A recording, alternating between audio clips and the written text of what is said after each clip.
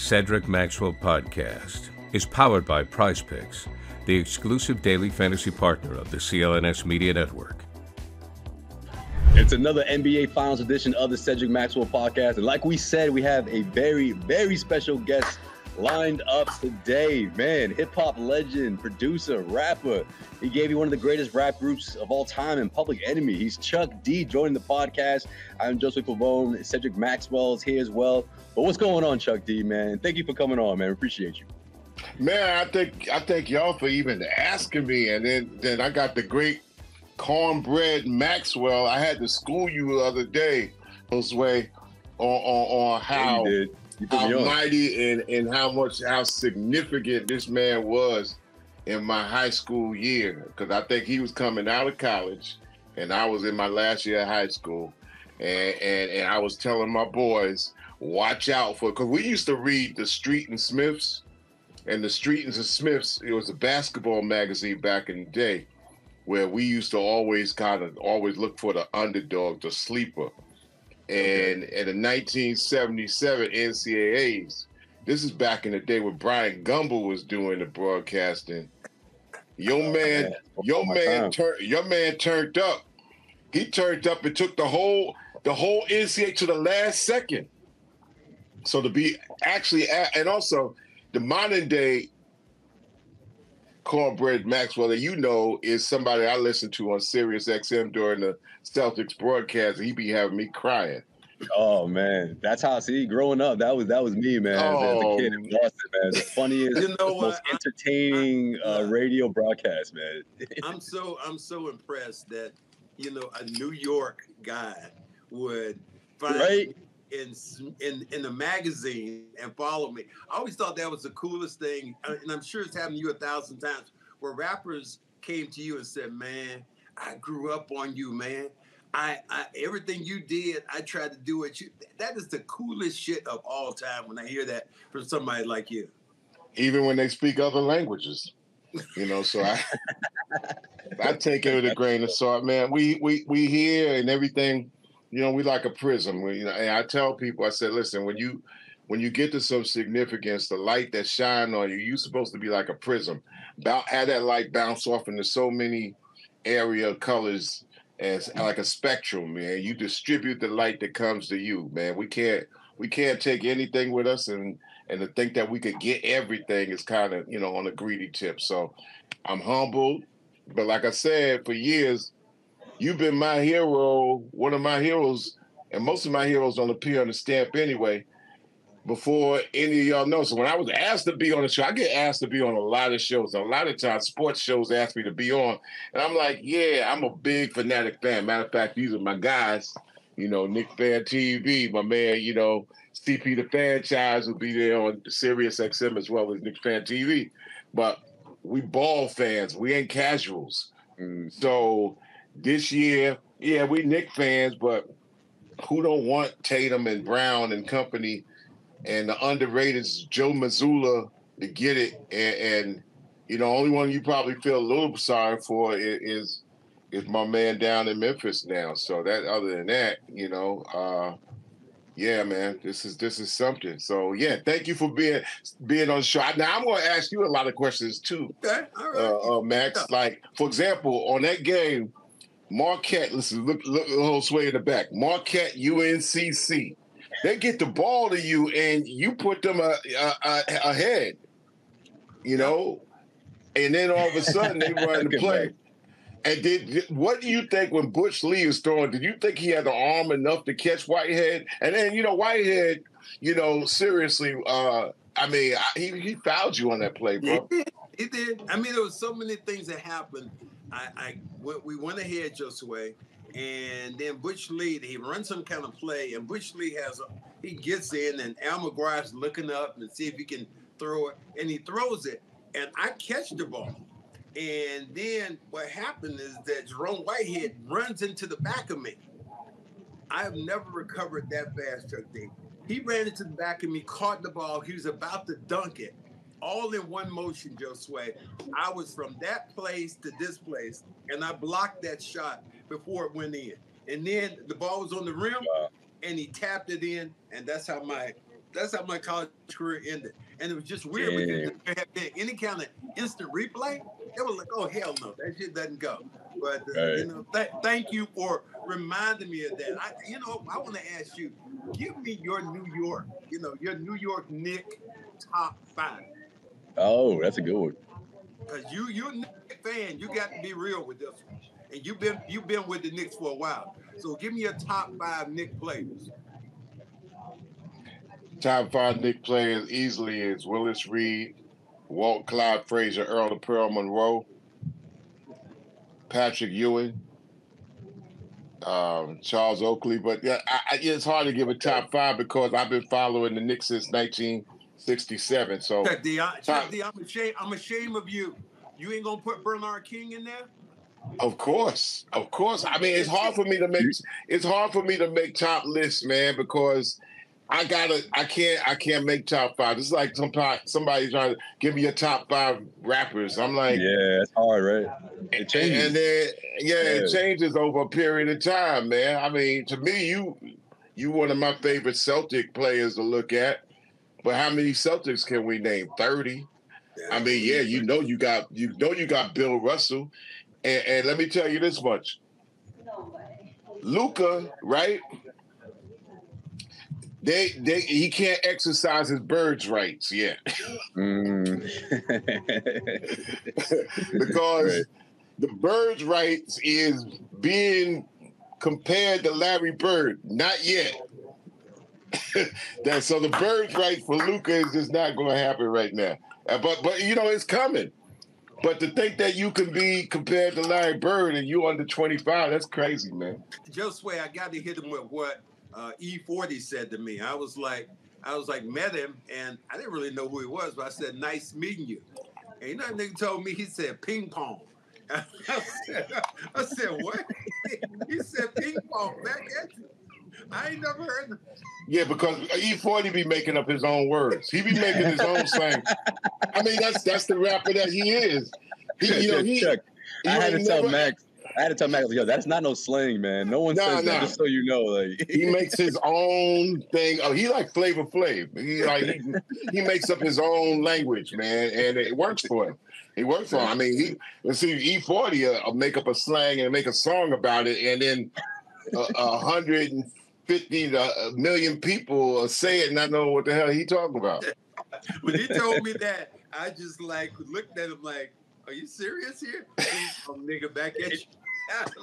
Yo, Max is looking at me like I'm a translator, man. I'm like, yo, that is not part of the culture, man. I don't know about that one. E40 makes his own culture, man. Matter of fact, he got that whole Bay Area locked. So when you go up in there, man, it starts in, up in Sausalito, Sacramento, all that stuff, and then that language is what he creates. So yeah, he's one of the greats. Well, tell me about your new Nick here.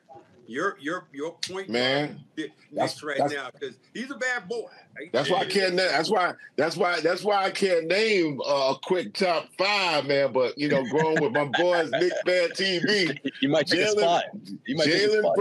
Jalen Brunson, when he was turned up, showing all out against Dallas 3 years ago, I was like, this dude right here is something. And I was saying, as far as the Knicks, I think we've been looking for a point guard for we was jumping up and down with Jeremy Lin. So, somebody could just bring the ball up and not get stripped. We were looking for, And when Knicks got Jalen Brunson, I was like, well, at least he got handles. He won't get stripped, and if he gonna score, he could pass off, and he is just end up being the cat's dream because. In New York, if you don't come in New York with the right headspace, like it's social media before social media ever happened. Right. And you got to go in there, and we call it microwave square garden. You could get melted up in there. Or the old saying, I know Max probably know that. He said you go there on a Greyhound and leave with on a stray dog. You're right. Right? New York, man. New York is relentless, man. So I think he had the right temperament, humility, strong parents that also was able to bring it to them, like, don't get beside yourself, and all that is a factor on, I think, and plus the skill set, the ability to work, the relationship with Tom Thibodeau, all those things were factors that nobody could predict, but all these things came together in a big bang that is exciting to watch. And here, as a Knicks fan, we celebrate the great moments. I celebrate in life. I celebrate not years. I celebrate seconds and minutes and moments, man. I mean, when somebody wants to put years on you, be like, man, I got more years behind me than ahead. So I'm going to celebrate minutes and seconds and hours. And coincidentally, it's been a weird NBA Finals because we lost 3 W's in the span of a week. Bill Walton, Chet Walker, and then Jerry West. Jerry West, yeah. Go figure, right? Some icons, yeah. All 3 of them were icons, but you got the logo, Bill Walton, and you got Chet Walker, who coincidentally, like the NBA was talking about giving, like props to. I didn't hear anything said about Chet Walker in one of the games, so. Right.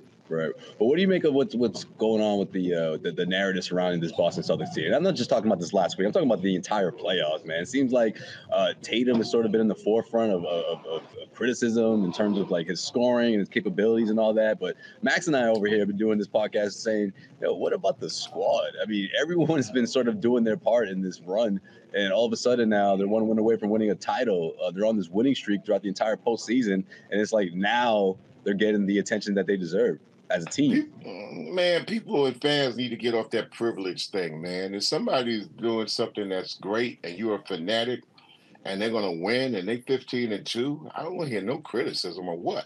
Right. I mean, that just shows you spoiled and privileged. And I don't, me as a fan, as a Knicks fan, man, I'm telling you, man, I think if we would have got to the Eastern and we were a game away from getting to the ECF, man, that would have been that would have been a championship for us, knowing that, we depleted, we ain't going to beat Boston, but it would be, look, sometimes the games just got to be fun, right? Yeah. It just got to be fun, man. As a fan, right, I wanted that series, Chuck, man. I wanted that bad. Celtics and Knicks, MSG, what? Eastern Conference Finals, give me all that. I'm just saying that sometimes the game got, look, we fans, right? It shouldn't be fun. Why are we putting all this? I be telling people, I said, we fans, it ain't our business. It's their business. You know what I'm saying? Right. Everybody, enjoy the show. Right. Yeah, they talk about LeBron. I'd be like, you talk about LeBron like he stood you up for a date. Yo, LeBron left me with a check. Yeah, you got a legitimate reason to be mad at LeBron James, but you mad at him for this, that, whatever. And it's like, man. So sometimes fans, I think these phones and the gadgets get us interconnected to the point a little bit too much. We've seen it in the entertainment. We've seen it in a lot of things where, I feel like I'm right with them. Yeah, you can feel like you're right with them, but their professionalism is at such a high regard. Separate yourself from that. I tell people all the time, you can talk criticism all you want. The closer you get to that field, that diamond, that court, and you ain't getting on it, you just getting close to it. Exactly. You better start peeling money out of your pocket. And the more you peel out of your pocket, you could get close to the court. You ain't getting on the court. And I tell you, it used to be like that on the stage. Stage is like you say what you want, but the closer you get to that stage, you realize that you can't do that. So that's why we always were. We were entertainment value to always be with effort and high regard. Yes, sir. You guys are such a popular statement, a group of hip hop. Did you ever think that you were gonna, when you started out, did you guys feel that you were gonna get to this particular place? Because you were what people refer to now, like me, a living legend of that music, of that genre. Did you think that you could get there? And when you got there, how did you feel? Because I listened to you in not necessarily your music, but I listened to your philosophy about life. And that was the thing that really impressed me about you.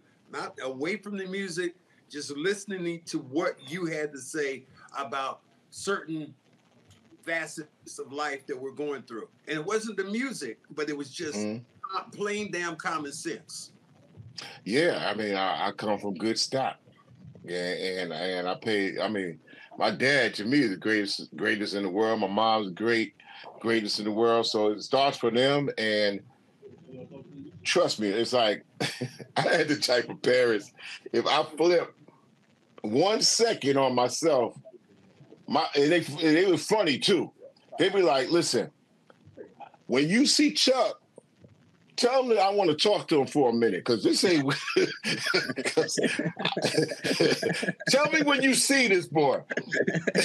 My dad's straightforward like that. So I got people like that running jokes, but also really big, straight laser, right? So, you know, you take that into the world with humility, man. And I used to say, I ain't got no wings on my feet. I'm going to do my effort in my job. It was Public Enemy. It was so, I came in there as an older person. I started my career when I was 27. So I didn't start it I was 18.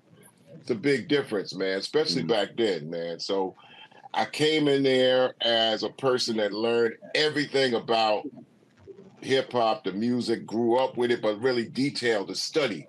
And same thing with Black music and culture and arts and education and all that.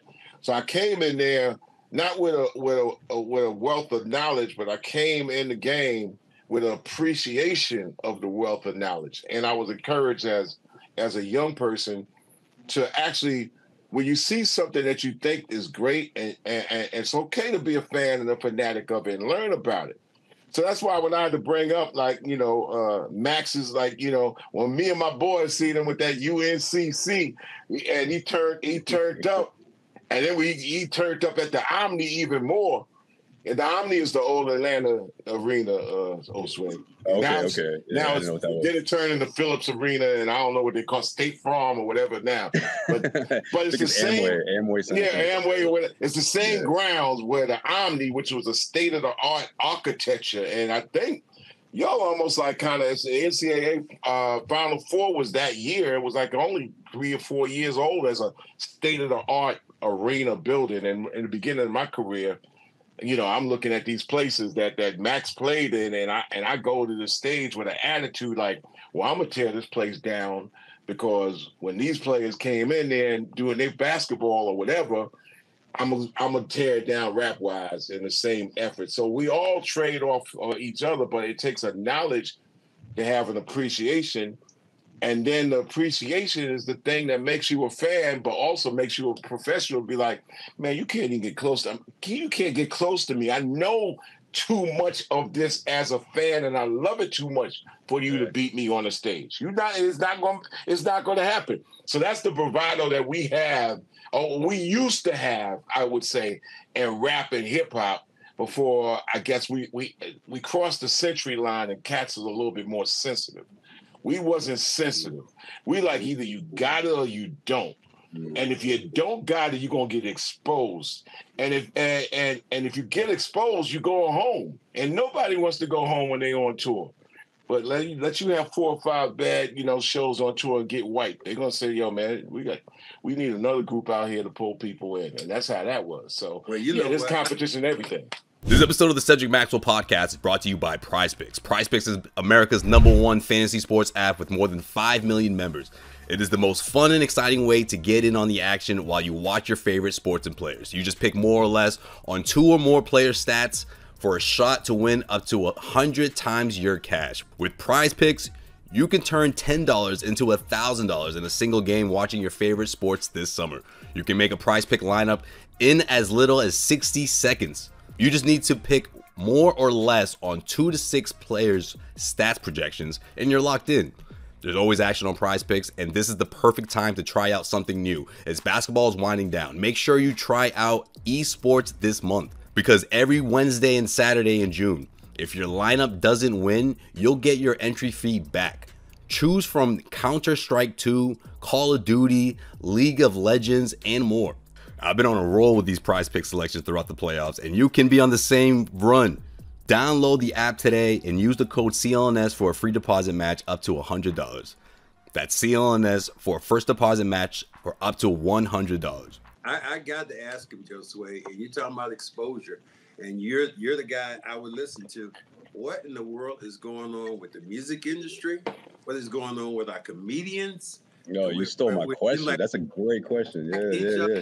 He did it right in front of you. Looks like he's just imploding with everything around. You're in the New York area. Tell me a little bit about that, because it's crazy to hear what we hear, but you're on the inside and you know a lot more than we do.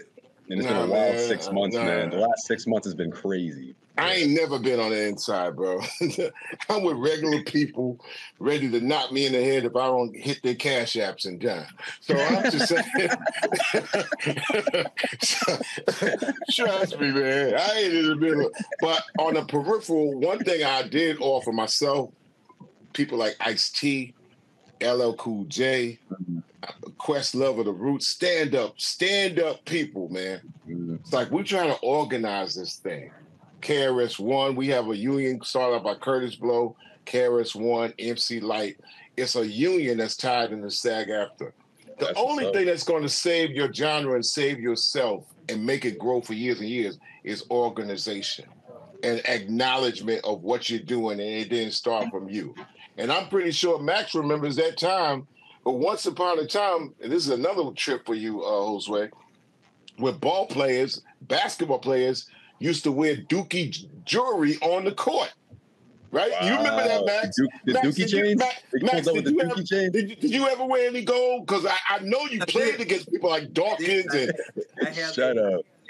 I had a small gold chain that I used to wear around my neck, and then it started getting bigger, and you saw people getting bigger and bigger. Yeah, I need to see these pics. And really, the connection is, it almost like went from athletes to rappers, or rappers to athletes. Yeah. And then you look at your guy, Flavor Flav with the clock. I just saw him the other day. I'm like, and he still got the clock. I'm like, damn, you still got the clock after all that. Hey, but he's the hype man for Red Lobster. He's saving them from bankruptcy right now. So man. He was in the last series. He pulled up, right? Yeah, he's everywhere, man. In Indianapolis. My dude. But like I said, like, this was an important part for organization, not to be biased or racist. I mean, David Stern saw where this was going. He said, listen, it could get ridiculous if it get out of hand. So you remember the year that David Stern said, look, no jewelry. Yeah. Do you remember any flip back on that, Max? David Stern was old school. We were on the plantation, okay? So when David Stern spoke, everybody listened. Not too many people bucked against David Stern at that time, because everybody thought David Stern was this nice dude. I happened to talk to Sam Cassell about this, and Sam Cassell used to say, he used to walk around telling me he had the big balls and all this stuff after he made the shot. He said, David Stern followed him into the office and said, Sam, he said he was watering his plants. He said, Sam, there'll be no more of that damn big ball shit, okay? We're not doing that anymore. Sam said, David, come on, man. Come on. He said, Sam, I done told you, if you want to play, there will be no more of this damn big ball shit at all. And Sam said he listened, he heard what David said, and said he never again did the big ball thing. The new commissioner now, he's more in line.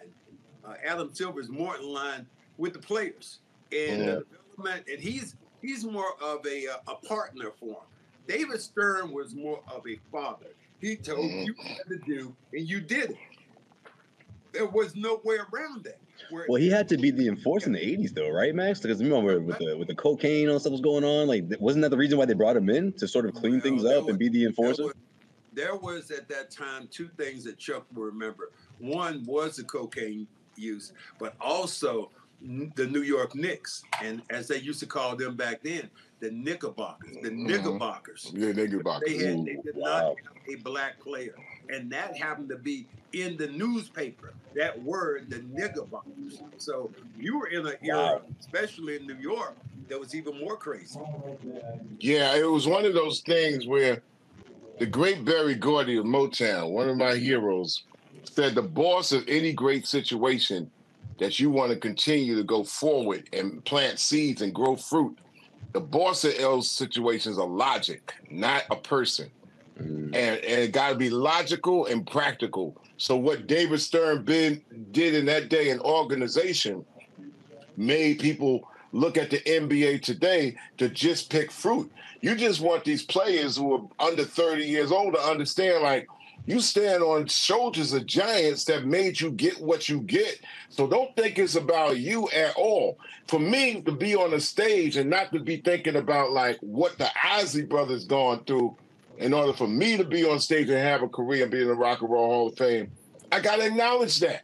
I got to be like, you know what? I'm a beneficiary of time, commitment, organization, and there's a lot of bones I stand on. And I got to acknowledge that and kick back to that in order to make it grow forward. So I think the biggest difference is when you ask, like, what happened in hip-hop right about now, the lack of leadership, because you don't really need a leader when you do the arts, do you, or do you not? But then, are you doing the arts for yourself, or are you doing the arts to enhance the recipient of the arts? You know, like, I heard Brian Gumble said this once. He talked about a particular person who's a famous, matter of fact, he was a ball player too. He said, you know, you could do everything in the world, you know, to be a character, to enhance yourself, or you could do a great thing to have character and enhance the world. Wow. Yeah, that's a big difference, man. But the difference nowadays, Chuck, is guys or girls too, they're just creating their music, they're putting it on social media, they're putting it on there. It's no longer, I need to go get a manager. I gotta go get this record deal. I feel like it's different now. And like you said, they want to be famous. It's not about, I want to make an impact on the culture. No, I want to be famous, and I want to do it my way. That's not a problem. Everybody, I think, wants to try something to emulate what they think is famous to make them beyond themselves. That's all right. That's like me wanting to go out. I could buy, you know, the jersey. I could buy the kicks. I could go to the court. I could even be my own announcer. Right? I could do the whole thing. In my mind, I'm doing the whole, you know what I'm saying? In my mind. I think when you see these young kids, they on YouTube, they're getting their thing up. That's an unbelievable playground. That next kick up into being a skilled professional is miles away. So I don't have a problem with somebody like, okay, yeah, I'm playing guitar in my basement and I'm in Indiana and I keep, you know, and I'm gonna get my band camp together and stuff like that. And I want to get famous at this. But the biggest difference today is that you're not going to get that cluster. You're going to get one by one by one by one by one. So I'd say, yeah, you're putting your music, you're putting your videos together. It's an unbelievable playground workshop. You got all the tools in the world, but now if you think you're going to be a superstar, you got to figure out what that skill set is and that avenue. How many people that y'all see all the time that they you know, just because they cross somebody up on the dribble, think it's like there must be some kind of league waiting for me. Okay, who gonna be the one? Who gonna be the one to break the news? How many people you break the news to, Max, on that? Look at you and be like, yo, dog, I know way back in the day, you probably was a plumber. So it's like that classic question, man. It's like that classic question. How old were you when you realized you weren't going to make it to the league? Like, man, listen. Right. Who were you? And I've been, I think one person that I've been in awe of since I've been around this earth and kind of met in a crazy way was Barack Obama. Is anybody that you've been like that you were in awe of the first time you met them? Oh, hell. Or you wanted to meet them and all of a sudden you're like, damn, there's such and such. Could be actor, could be sports, could be whatever. Well, when you study, you know, people that you're in awe of, you study them, man, it's just an endless array. Like, you know, I come from the same town as Julius Erving. Wow. Dr. J was our hometown hero. We remember when he graduated Roosevelt High and went to UMass. You know what? Following the clips. You know what? You about to UMass now, okay? Talking about you about to that dude, Chuck, if you ain't never been in a position where you about to get dunked on by this dude, it is crazy. and you one-on-one, and you standing there, it's like you in a rap battle with somebody, and this dude coming at you, and you know what's about to happen, but you can't do a damn thing about it. That was crazy about guarding the dog. I had the opportunity to do the narration for Dr. J's documentary, and you was in there, the clip of you in there, and you were like, you said, 20,000 people started to stand up in the spectrum. He's like, something's bad about to happen. That's the best line. And I tell people all the time, just like it's hard to explain. I was telling Josue, I said it's hard to explain the legend of how Cornbread Maxwell came out of seemingly nowhere and just took over the world, right? And then I was like, how the Celtics gonna get him too? And Larry Bird and McHale and the Lakers get worthy. This is the part I want to hear about because before you told me all that in terms of like how you've been a fan with Max, like I'm thinking to myself, this dude's probably cheered for the Lakers in the 80s, probably couldn't stand Max or whatever. But then I come to find out you were a fan before he even got into the league, man. Yo, man, he turned up. Just like it's hard to explain. Here's his two other areas, and Max could probably relate to this. It's hard to explain the aura of Julius Erving when he entered the NBA from the ABA. It's like you can't even explain it because it's not. You can't even put it in words. It's like it was crazy. I ain't never seen nothing in basketball since then. It's like the world kind of like everything was like, because here's this dude that everybody been talking about, and understand this, and Max was in college during this time. George McGinnis came out of the ABA and tore up the NBA in 75. He just tore it up. And then the next year, the ABA folded. They say, the doc is coming. Now, I can't explain. Listen, ESPN, and this is my take on it, built their whole network off of knowing that highlights would be a thing that would be enough to put around 24 hours a day. Dr. J, right, coming from New York, Long Island, Roosevelt, right, when he went down and was traded to the Sixers, Warner Wolf on New York TV would show more Sixer highlights with Dr. J than the Knicks or the Nets at that time. He'd be like, Warner Wolf would be like, and Warner Wolf don't get no credit. He'd be like, matter of fact, let's go down to the Spectrum in Philadelphia. Julius Erving versus the Pacers. Like, he would show Dr. J highlights in New York, TV. Man, it's hard to, listen, it's hard to explain Dr. J. So Cornbread Maxwell comes out of UNCC, out of seemingly nowhere, and he's on everybody's mouth. So we follow as fanatics the phenomena. It's hard to put in words, man. Today, everything is put in words, and there's got to be a reason for this. That's why I said earlier, before we had technical difficulties, Luka hasn't exercised his bird's rights yet.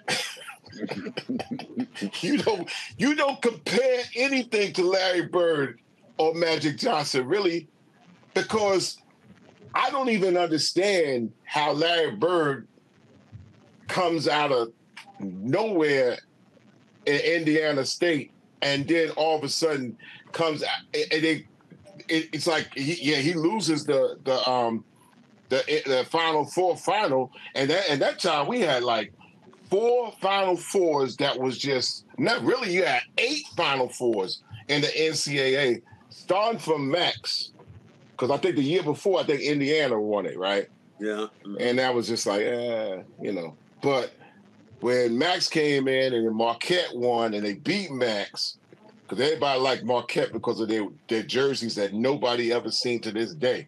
What they had, they had jerseys that you didn't tuck them in, right? Were you jealous of their jerseys, Max? I was. I think somebody. He said I was. Butch Lee. No, it was one of the guys who played. Bo Ellis. Bo Ellis supposedly designed the jersey that was worn at that time, and that was a cool thing. But you had them. You had UNLV with the Running Rebels. Reggie Theus, right? Oh, man, big afros coming at you. But check me, the first time I saw Dr. J, I looked at him, and I remember hearing Iverson talk about how he looked at Jordan the first time. That's the way I looked at Julius. I was like, Wow. he didn't look human. It looked like there was an aura around him. Yo, there's an aura around Jordan, man. When I first saw Jordan, there was a gold aura around this dude. And it was so crazy, Josue, that we used to, essentially, when Philadelphia, they would have they would warm up and they would dunk. We on the other side, we stopped. I would stop and I would sit down like I'm a damn fan and start watching these niggas dunk like this. And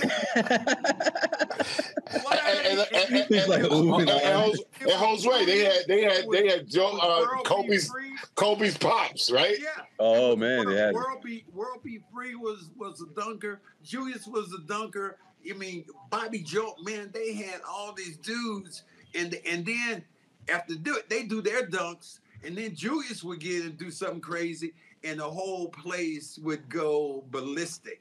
And that's why I said when he first stepped on the court, and the first time I ever guarded him, he scored 45 on me.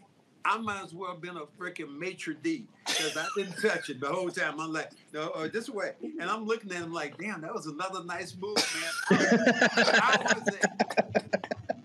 I was a bitch. That's what I was. I was a bitch. Not even from the bench, you doing it on the floor. Wow. Are you serious here with this dude? Some of the moves, and that time was his career high. He had 45 against me, and I don't know if I ever touched him the whole freaking time because I was freaking petrified. Then that was in the regular season. Then we played them again later on. I got used to him, and then we started banging them around. It was really cool. But yeah, man, that New York connection, I hear that all the time about, a New Yorker myself. I'm not a New Yorker myself, but Nate Archibald, one of my best friends.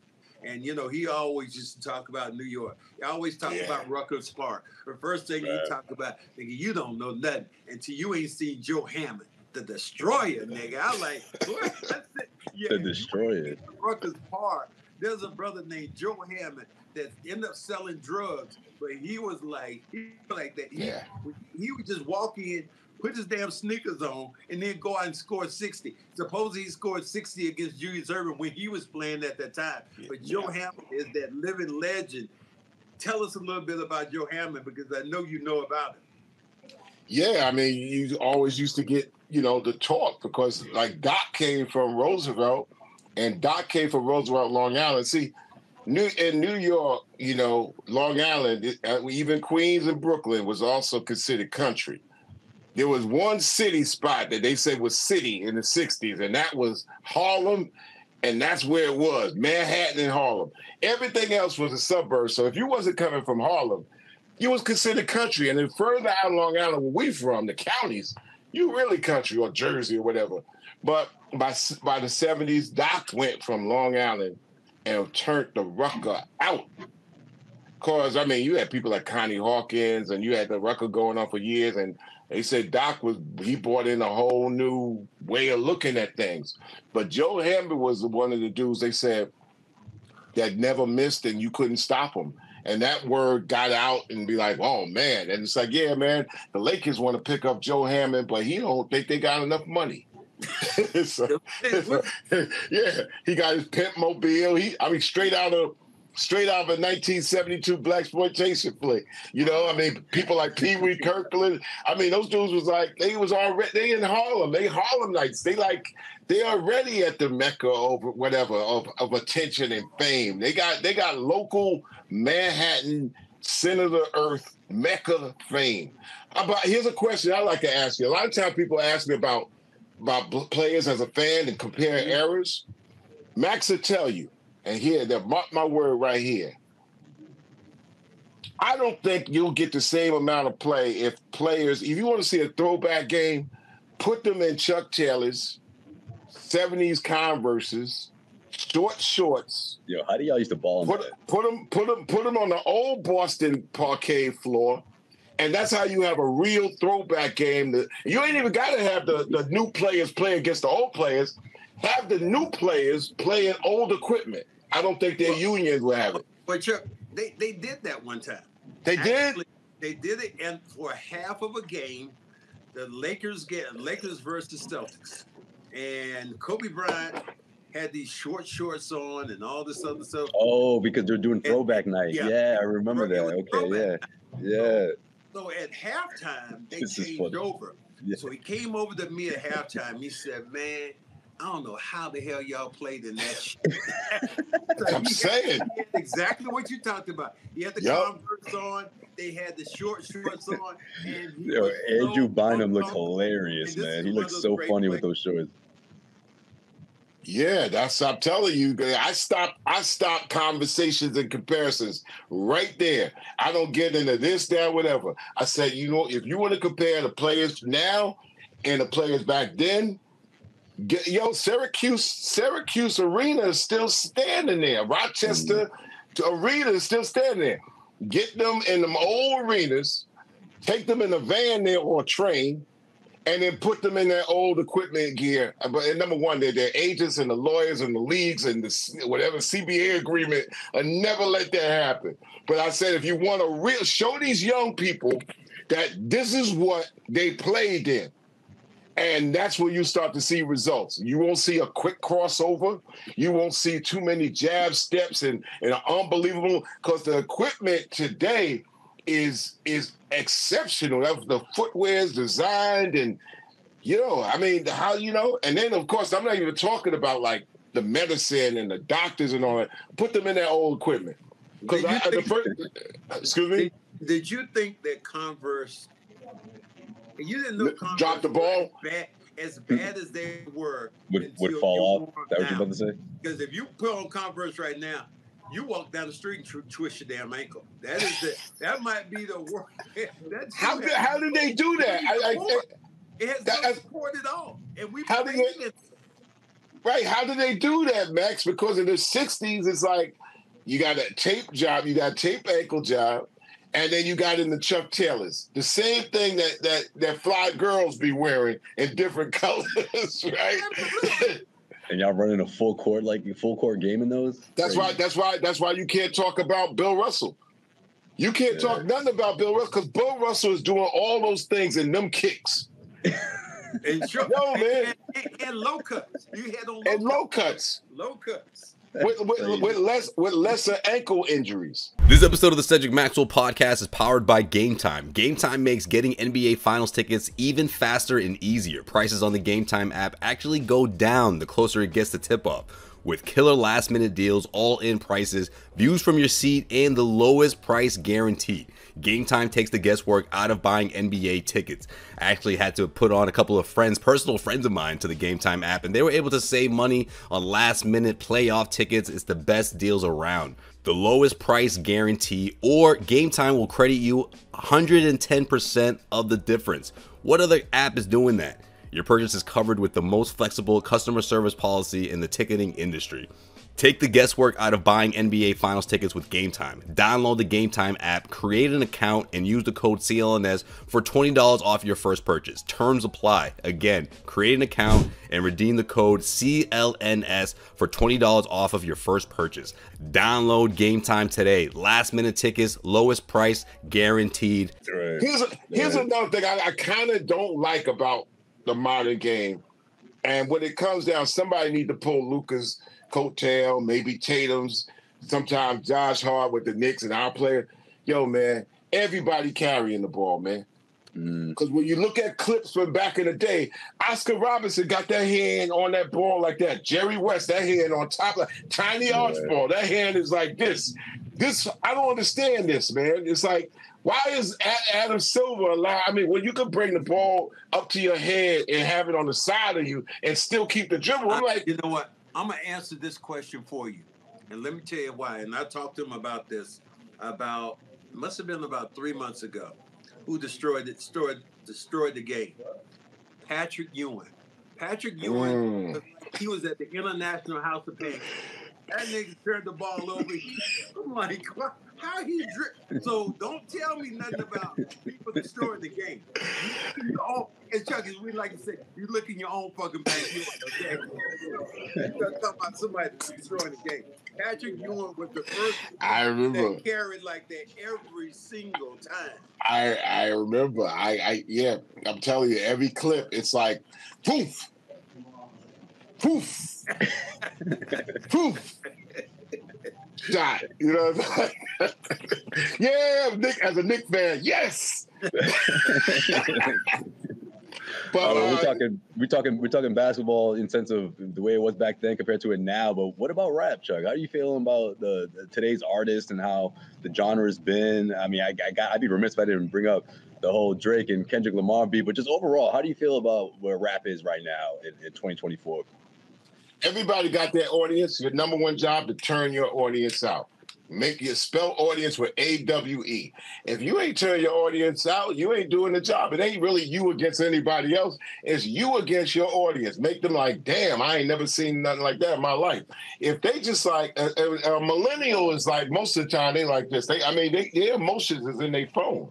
So, and people are like, well, it's harder to impress them because I was like, well, you know, they have to figure something out. There's things out there that blowing their mind, but you got to figure out that straight line between I'm doing something and I got your attention by doing something you cannot do. And that's the bottom line of entertainment. And we can't, and we got to also look at, don't take things for granted that you can't imagine, you know, that's just because it's on a screen doesn't mean that it's real. I mean, we look at this thing sometimes like we look at an old Sammy Davis Jr. clip, and you be like, "Oh, does he got AI going with him? AI? Nah."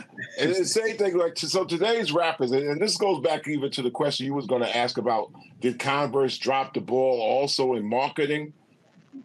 Number one, in the middle of the '80s, they didn't pick up, and Nike came in, but Nike came in. Run DMC did my Adidas, and kids was buying Adidas. Yeah, that's what's rocking in Boston, man. Like, yeah, they 80s, 90s, all that. Yeah. And Nike knew that they had to have some kind of hip hop in it. So what happens in the '80s, especially after that Michael Jordan game against the Celtics? Yep, said, listen. MJ, not just Michael Jordan, because, I mean, basketball players been doing incredible things all their lives, man. I mean, that doesn't mean you're going to sell kicks. Right. Spike Lee took Michael Jordan and Mars Blackman from She's Gotta Have It, a Brooklyn b-boy. Yeah. And Michael Jordan got street cred that he didn't necessarily really had or deserved. He was just incredible ball player. Just a ball player. But where that Brooklyn hip-hop street cred come from? Didn't come from MJ. It came from Spike Lee, and Spike Lee had Mars Blackman, and that combination, boom, shot Nike up. Everybody had to have the Air Jordans. And 2 years before that, who had to get what? Run DMC made people go out there and get my Adidas. Now here we are in 2024, 2025, and everything is anything. I think it also boils down to, I think it's a beautiful thing when a person is 45 years old and sitting at a dinner banquet and they ask, like, what's your occupation? And the person says rapper, and they don't get laughed at. I'm a college graduate, right? I'm a designer, I'm an engineer, all kinds of stuff like that. If I'm sitting at a table, man, it's like, so what do you do? I mean, what's your profession? Rapper. Like, that shit ain't washing in the 80s, man, or not. And it's something I do and I could do well. And what got me into it, I knew that I had a voice and a know-how that nobody could match. But that, you know, I mean, yeah, it ended up being an incredible part of my life because I'm fanatical about the occupation, the profession, and want to make it so. But I'm also a firm believer that you write half your life and life writes the other half. Man plans, God laughs. You know what I'm saying? But plan anyway, like Doc told me. So I just think, you know, I got to hit you with one of these before you go, man. We so appreciate you being on, but I have got to get you. Got to have your opinion about Cat Williams, and just, man, he done threw shade.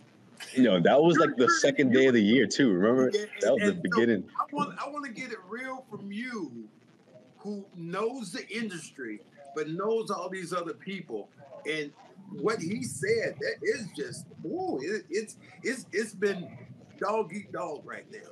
So just tell me a little bit about that, how you feel, because I love to hear your opinion about Cat Williams and the controversy that he's kind of stirred. Number one, people say a lot of different things. I'm not a firm believer, like, all news is good news.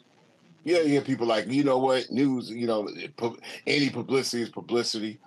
If you bark at somebody, people know, that means at least they know instead. I'm a firm believer that that's not always true. You got people that don't like each other. That's just the way life is. Well, you gonna tell me about somebody else? What that got to do with me? Ain't none of my business. I think we as rappers seen comedians always in the area, rappers in the area. We try to get people out of the making beef real. Like, I mean, Tupac was like a nephew to me, you know what I'm saying? So, younger bro, that thing escalated because what it did is sold newspapers, magazines, records, media attention, and we see it culminate in tragedy that they still ain't been able to get out of. My good friend Jam Master Jay, who's the closest thing to a union leader you ever want to see, killed. A lot of rappers got killed in cases that they never ever discussed. So we try to get far away from saying that had anything to do with the arts or something real. Comedians always seem to travel together, joke together, laugh together, and then when Spike Lee did the movie with the Four Kings of Comedy, that just took it to another level. Yeah. And a lot of people are like, damn, man, well, why is it hard for a rapper to travel? Yeah, well, you got to have this, that, and the other. You got a backdrop. You got set. You got speakers. You got musicians. You got DJs. You got all that. All the comedian needs a glass of water, man.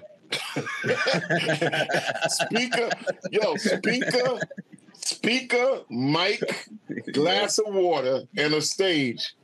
And a promoter look at that, it's like, I ain't got no overhead.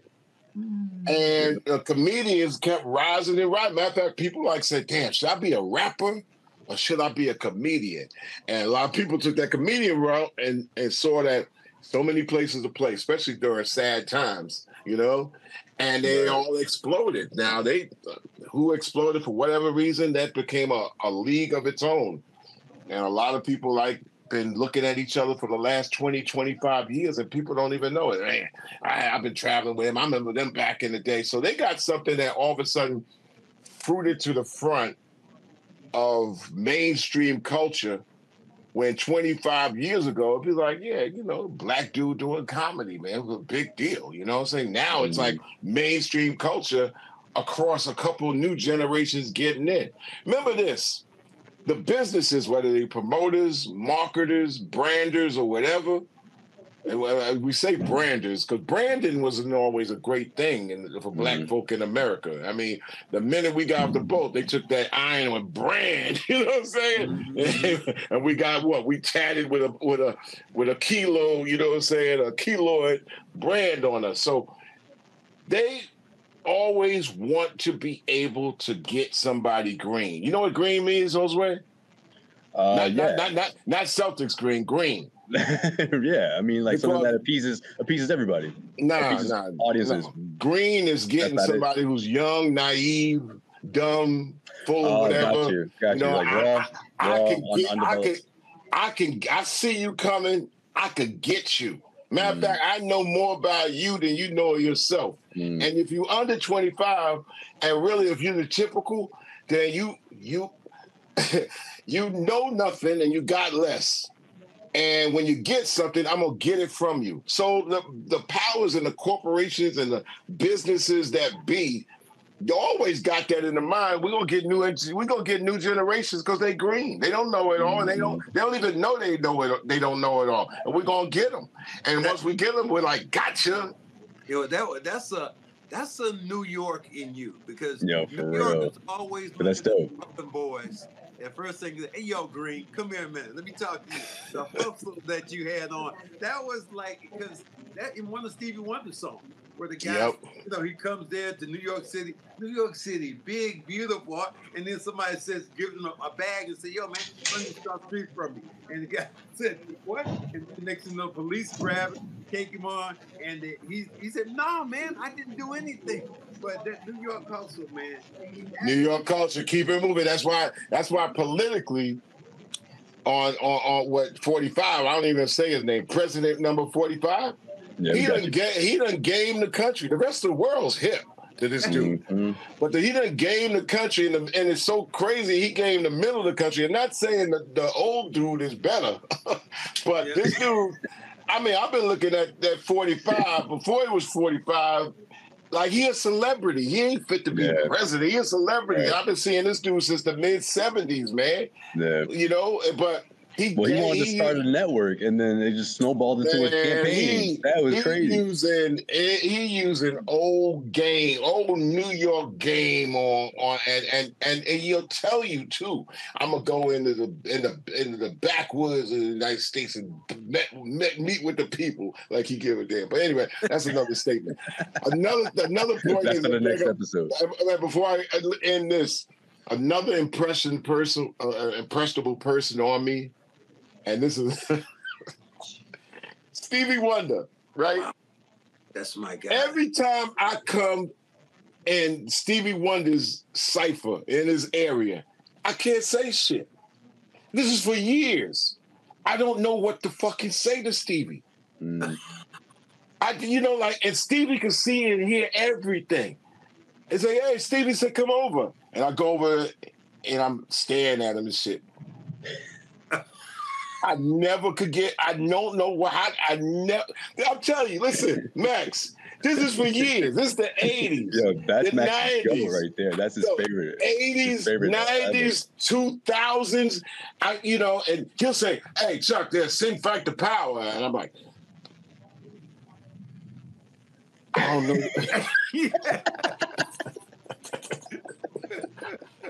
I can't. He must be like, man, this dude, man. He's like, he don't never say nothing. I'm like, I don't know where to start, bro. I've been hearing this dude, man, since I was 3 years old in the crib, tearing my crib up every time fingertips come on. Ever since, hey, yeah. So he's a favorite since I was 3 years old. Uptight, everything all right. I was made to love you, Thank you for all that stuff, Inner Visions and all that. King Duke and all that. Yo, Sir Duke, this is my secret area. In all my conversations with Stevie Wonder throughout 40 years, I ain't said shit. I don't know where to start, bro. I don't even know where to start. We're going to get this to Stevie Wonder somehow. You're going to have to figure this out for real. I don't know where to begin. How do you start with like Stevie? Huh? I asked you earlier, I said, who are you in awe of? This is it. This is it right here. Yeah, same thing with Smokey Robinson. I just sat across the table with Smokey. I ain't say shit. I'm like, where do I start, man? Max, I don't even know where to say? start. What would you say to Stevie? See, you don't even know. No. You don't even know. I'm just like Chuck D. I would say we grew up with his songs. My Cherie Moore, I was in love with a girl in the 8th grade. And I used to play the song as loud as that could possibly be. And I swore that I was this song was going to take me to this girl and she was going to be forever mine. So I know what he's talking about with Stevie, when he's talking about Sir Duke, or when he's talking about, keys to, of life. Of life. That's your favorite album. All these things he had on. The one guy, Chuck, I wish I had met after I ended up seeing this movie was I wish I had met Ray Charles. Because Ray Charles just seemed like he was so, and I remember I had a couple of times to go see Ray Charles. I was like, I don't want to see. But after I ended up seeing the movie of Ray Charles, I was fascinated with his music and everything else. I heard bits and pieces of it, But when I saw all the things that that were done by him, and that movie was a great movie. Man. It was just one of those things that Jimmy Fox crushed that role. Fox did such a magnificent job. Incredible job, yeah. Then I look at another guy, a New Yorker. When you look at Denzel, another guy. Do you say shit around Denzel? Man, you better not talk. People better not say nothing against Denzel. Denzel is protected, man, by culture and the gods, man. I tell you, listen, when the LA Rebellion went down in '92, Denzel was out there with a shovel. Denzel Washington was out there with a shovel in the community, man, shoveling. Hey, that dude is just, he's just something else, man. You know, so it's so many people. I mean, back in the day, right? And I don't mean to go over, but you could chop this up or whatever. Yo, Dr. J, me and my boys would come from the park. We go up they had a Church's Fried Chicken in Roosevelt, and he had came back to see one of his old mentors and coaches. And him and his mentor and coach was sitting right. It was just us in the churches. So me and my two boys is like, we talking, but Doc is like in the next thing, right? This is 1978. We like, so what the fuck are we really talking about, man? We just yo, hey Doc, how's that thigh, man? You know. What's your favorite piece, Ray? Doc, did you get yours crispy or hot sauce? Yeah, I understand when you talk about people who are hilarious. Like that. It's all Max. It's all right to be a fan. Yeah. I'm telling you, it's a beautiful thing. A lot of times. It's all right to be a fan, but not when you're playing against a fucking guy. Of course not. That was wild, Max. I never heard that story, Max. Man. You playing against this guy, and you got to go heads up, and then you're looking like, oh shit, this is damn Doc I'm guarding, and like and your boys looking at you. After you get through playing, you always come home, and your boys go, yo man, what the fuck was that you did with Doc? I say, man, I was like you, Chuck. I couldn't touch. But then later on, but how much did ML Carr egg you on to just be? ML was bomber. He was a circus promoter. ML got a lot of guys, hyped up, man, because that was my guy, man. He was from North Carolina. We were kind of country boys together, but he was the one that actually made Kevin McHale jump on Rambles. Because they were talking about it. He said, man, ain't going to have no more fast break. There'll be no more fast break. And the next thing you know, Kevin gets in the game and boom! He just boom, grabs around the neck. And Kevin is the scariest dude of all. I would have never picked him to be that dude to grab somebody. But he was hyped up by the hype man, ML Carr at that time. So it was crazy. Wow, all right, man, that's gonna do it for this episode, man. Sorry, man, I gotta get back. I'm still in the arena, but no, man, this is incredible, man. Thank you for coming on, Chuck D. Man, we definitely have to get you back on here for sure, man. Yeah, man. Celtics gonna be 16-2 as a Knicks fan. Like I said, I gotta shout out my guys, CP the franchise. We're over there, Knicks off season, on season. I'm in the mosh pit, man, over there on Knicks Fan TV, and he's also got the NBA report, so it's all part of this middle media sensation. But like I said, I've been by default. I've been hearing Celtics broadcast on Sirius XM, and Max, man, you remind me also of Don Meredith. At the end of the game, when the end of that game is over, Don Meredith will go into a saying or into a song, and you be like, wow, how did he come up with that? Party's over. That's my dad used to sing that all the time. My dad would be like watching the game, all of a sudden he'd sing going, turn out the lights, the party. You remind me so much of Daddy Don at the end, especially the fourth quarter, man. All right. Thank you, my brother. We appreciate it. Appreciate you, my guy. Right. Thank you.